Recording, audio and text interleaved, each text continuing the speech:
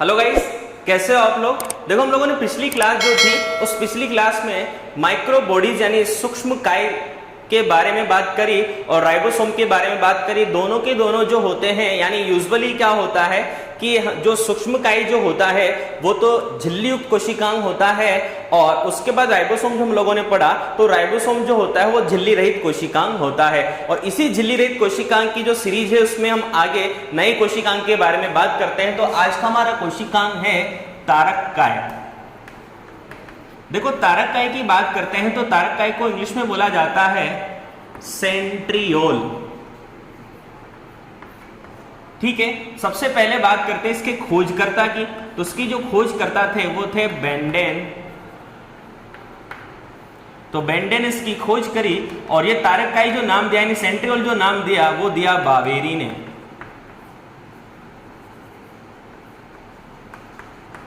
इसके बाद कोशिका जो है उस कोशिका में अगर इसकी यानी प्राप्ति स्थान की पहले बात कर लेते हैं। प्राप्ति स्थान की बात करें तो यूजुअली क्या होता है कि जितने भी उच्च वर्ग के जो पादप कोशिकाएं होती हैं उन उच्च वर्ग के पादप कोशिकाओं में तारक काय जो होता है वो अनुपस्थित होता है। और उसके बाद जितनी भी जंतु कोशिकाएं होती हैं और जो छोटे जो प्लांट होते हैं यानी निम्न श्रेणी के जो पादप होते हैं उनमें तारक काय प्रेजेंट होता है। मेनली अगर अंतर देखा जाए दोनों पादप और जंतु कोशिका में तो जंतु कोशिका में तारक काय पाया जाता है जबकि पादप कोशिका में तारक काय नहीं पाया जाता। कोशिका में स्थिति की बात कर लेते हैं। तो कोशिका में अगर स्थिति की बात करते हैं तो देखो, जैसे एक सेल होती है उस सेल में ये एक केंद्रक होता है और केंद्रक के समकोण पर यानी दो सेंट्रियोल जो होते हैं वो प्रेजेंट होते हैं। तो दोनों सेंट्रियोल जो होते हैं वो एक दूसरे के समकोण पर स्थित होते हैं और ये जो सेंट्रियोल होता है उसके चारों तरफ प्रेजेंट जो कोशिका द्रव्य होता है इस कोशिका द्रव्य को बोलते हैं सेंट्रोस्फियर। ठीक है, अब सेंट्रोस्फियर और सेंट्रियोल जो होते हैं इन दोनों को संयुक्त रूप से बोला जाता है सेंट्रोसोम या फिर माइक्रोसेंट्रम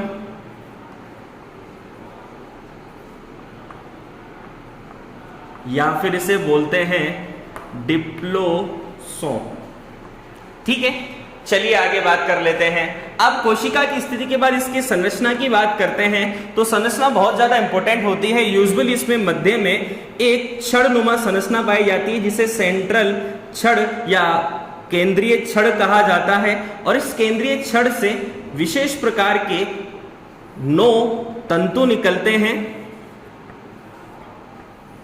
इस तरीके से।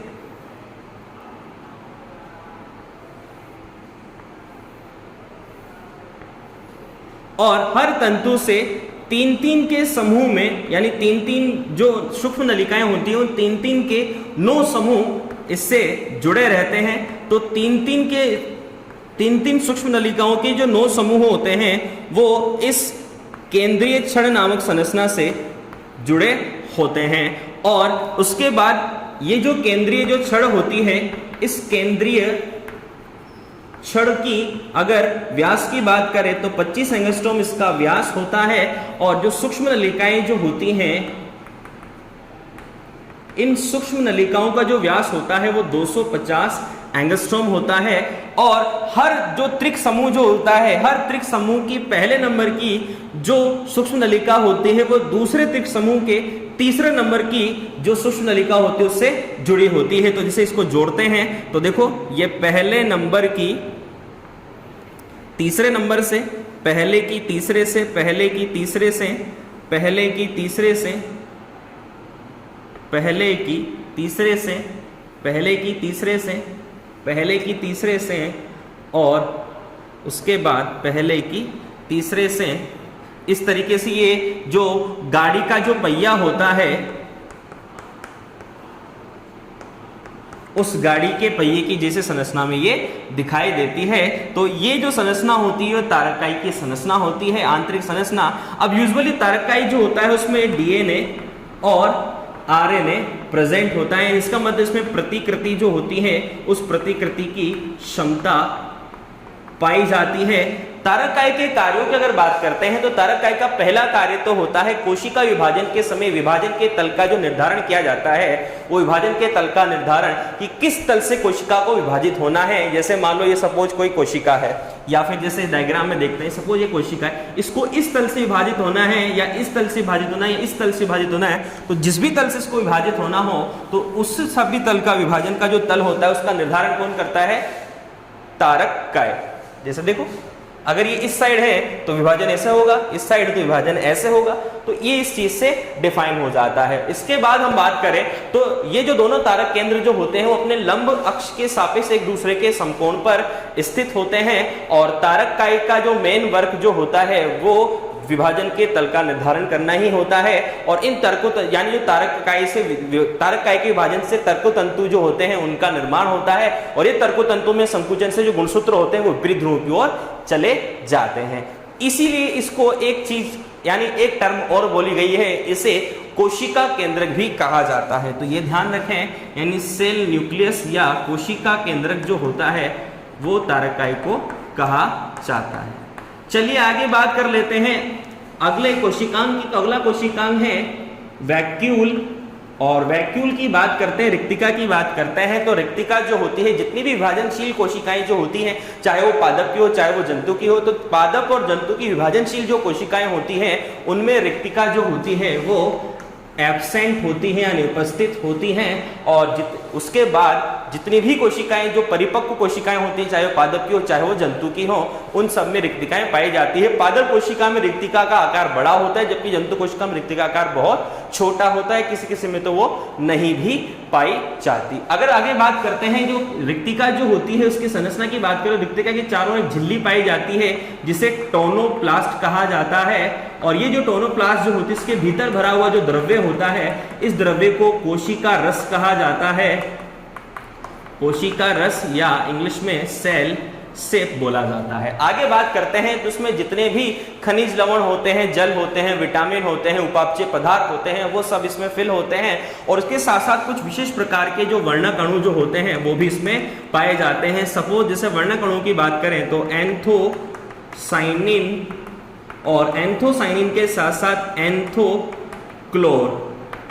एंथोसाइनिन जो होता है वो तो नीला व बैंगनी होता है, और एंथोक्लोर जो होता है ये जो होता है ये पीले रंग का होता है। तो इसका मतलब अगर कार्यों की बात कर लें तो पहला कार्य तो इसका यही आ गया कि अपशिष्ट पदार्थ जो होते हैं उनको स्टोर करने का ये काम करता है, पोषक पदार्थों को संग्रहित करने का ये काम करता है, और जो फूल होते हैं उस फूल की जो पंखुड़ियां जो होती हैं यानी दल जो होते हैं उन दल को विशेष प्रकार का रंग प्रदान करने का ये कार्य करता है। पादप कोशिका में जल जो होता है उस जल के संग्रहण का कार्य भी रिक्तिका ही करती है। और कोशिका जो होती है उस कोशिका से अपशिष्ट पदार्थों को यानी कोशिका के अंदर जो कोशिका द्रव्य होता है उस कोशिका द्रव्य से अपशिष्ट पदार्थों को पृथक करने का काम भी रिक्तिका का ही होता है। इसी से आगे चलते हुए दो चीजों के बारे में और बात कर लेते हैं जिन्हें कशाभ व पक्षमाभ कहा जाता है। कशाभ को इंग्लिश में फ्लैजेला बोला जाता है, फ्लैजेला,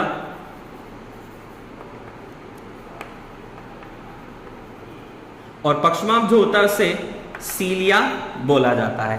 बात करें कशाभ और पक्षमाभ की बात करें तो कशाभ जो होता है वो लंबाई में पक्षमाभ से बड़ा यानी लंबा होता है और पक्षमाभ छोटे होते हैं। अगर सबसे पहले फ्लैजिला की ही बात कर लेते हैं तो फ्लैजिला की स्ट्रक्चर जो होती है उसमें एक विशेष प्रकार की एक कणनुमा संरचना पाई जाती है जिसे बेसल ग्रेन्यूल यानी आधारी कण, या फिर इसे बेसल बॉडी, या फिर इसे ब्लीफेरोप्लास्ट बोला जाता है। तो आधारी कण ब्लीफेरोप्लास्ट और काइनेटोप्लास्ट भी बोलते हैं।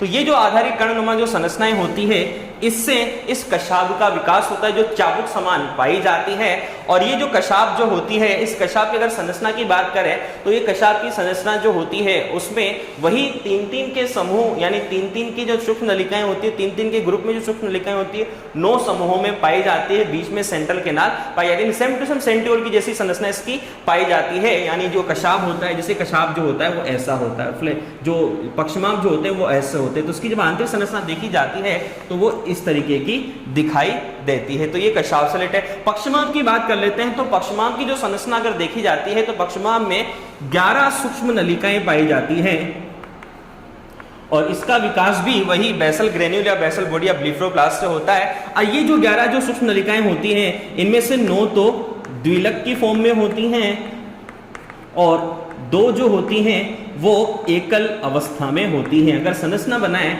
तो इस प्रकार की संरचना बनती है, 2 2 2, इस तरीके से 2-2 के कितने ग्रुप होते हैं, 9,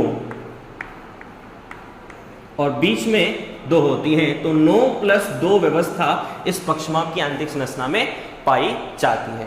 अब इन दोनों में अगर अंतरों की बात कर लेते हैं तो पहला जो अंतर हमारे पास जो आता है वो ये आता है कि कशाब जो होती है, यानी कशाब जो होता है, अगर इसके साइज की बात करते हैं, यानी कशाब के साइज की बात करते हैं तो 150 mm इसका जो व्यास होता है, यानी 150 mm इसकी साइज होती है। पक्षमार्ग की साइज की बात करें तो 5 से 10 mm इसकी साइज होती है। आगे बात करें कशाब जो होता है, यानी कशाब की अगर बात कर लेते हैं या पक्षमार्ग की अगर हम लोग बात करते हैं तो मेन काम जो होता है, यानी ये तो लंबाई में बड़ा होता है और लंबाई में छोटा होता है। उसके बाद अगर संख्या की बात करें तो संख्या जो होती है वो कशाब की कम होती है और पक्षमार्ग की ज्यादा होती है। ठीक है। इसके बाद अगर हम बात करें कि कशाब जो होता है, उस कशाब जो होता है वो स्वतंत्र गति करते हैं। जितने भी कशाब 1 या 2 जो कम संख्या में पाए जाते हैं तो वो स्वतंत्र रूप से अलग अलग गति करते हैं, जबकि पक्षमार्ग बहुत सारे असंख्य संख्या में पाए जाते हैं। तो सारे के सारे पक्षमार्ग जो होते हैं एक ही सीक्वेंस में गति करते हैं, यानी एक तरह से समन्वित जो क्रम होता है, एक के बाद एक जो क्रम होता है उसमें ये गति करते हैं। ठीक है। उसके बाद अगर बात करते हैं, जो पक्षमार्ग जो होता है वो भोजन के संग्रहण का कार्य करता है। भोजन के संग्रहण के साथ साथ दूसरी बात गमन में भी काम करता है, गमन में भी सहायक होता है, भोजन को ग्रहण करने में भी सहायक होता है और विशेष प्रकार की जो संवेदना होती है उनको ग्रहण करने में भी सहायक होता है। जबकि कशाब जो होता है उसका काम केवल गति करने का होता है और गति करने के साथ साथ जो स्पर्श की संवेदना होती है उनको ग्रहण करने का कार्य भी करता है। पक्षमार्ग और सीलिया की बात करें तो पक्षमार्ग और सीलिया का एक विशेष काम भी होता है। जब हम लोग जीवाणु को पढ़ते हैं, यानी बैक्टीरिया पढ़ेंगे, तो वहां बात करेंगे तो लिंगी रोम नामक संरचनाएं पाई जाती है। लिंगी रोम का मतलब होता है जो कुल मिला के कॉन्जुगेशन जो क्रिया होती है, यानी संयुग्मन की जो क्रिया होती है, उस संयुग्मन की क्रिया में ये दोनों बहुत ज्यादा यूजफुल होते हैं, यानी कि जो पक्षमार्ग जो होते हैं बहुत ज्यादा यूजफुल होते हैं, या फिर सीधा साधा कह सकते तो जनन में ये सहायक होते हैं। आगे बात करते हैं कशाब की बात करें तो कशाब जो होता है 2 प्रकार का होता है। एक तो होता है विप लैश और एक होता है टिंसेल। विपलेस जो होता है इसमें जो कशाब होता है उस पर रोम नहीं पाए जाते और टिंसेल पर ऐसे रोम जैसी संरचनाएं पाई जाती हैं। तो इस तरीके से हम लोगों ने कशाब, पक्षमार्ग, वैक्यूल जो थी और उसके बाद जो वैक्यूल से रिलेटेड हम लोगों ने सेंट्रोसोम था उसके बारे में बात करी। तो आज के लिए इतना ही। Thank you so much.